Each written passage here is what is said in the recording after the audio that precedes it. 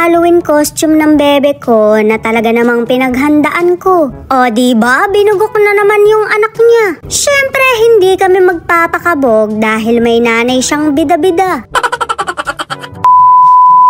Taon-taon ko ang binibihisan yung anak ko para ma-experience naman niya. Pero ako muna magsusukat dahil mas excited ako. Yung mga pangarap ko kasi nung kabataan ko, sa kanya ko na lang tinutupad. Kaso mare, maling desisyon yata to. Ba't ba ganon? Nagmukha akong palito ng posporo. Shoota mare, ang pangit pala ni Sakuragi kung naging babae siya.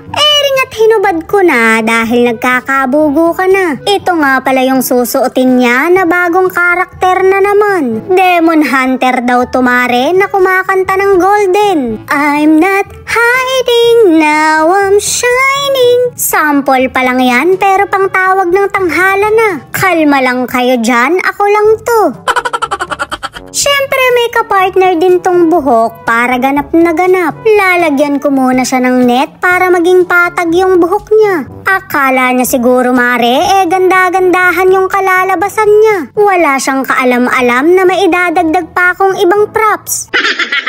Trip-trip lang to mare dahil wala namang inaati ng party yung bebe ko. Basta binihisan ko lang siya para gawing manika ko. Bata pa lang kasi ako, mahilig na talaga ako sa mga manika. Yung mga binibihis-bihisan, tapos mga 3 araw lang, wala na yung mga paa. Mga nakakalbo rin agad dahil tagsa-10 lang naman yun sa palengke. Kaya naman pinapahiram na lang ako ng nanay ko ng mga manika niya. Mare, nuknuka ng tibay yun. May mga tusok lang ng karayom pero pwede nang pagtiyagaan. Habang nilalaro mo, basahan mo na rin ang Latin.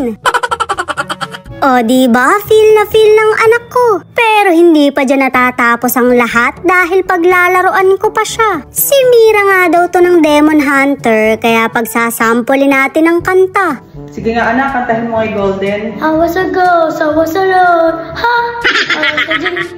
Ha! It's okay. Give me the floor to the door. Ha! To believe I disagree. The tiny love shining like a butterfly. So our sides so speed, so sides so butterfly. I'm going up, up, it's on me, mom. Gonna make us. Mare, manang-mana talaga siya ng talent sa akin. Mare, ayoko na. Bakit Mare? Pagod na. Ka-OA. Ay, hindi na, huwag mo muna alis-alis. May lalagay pa ako sa'yo. No.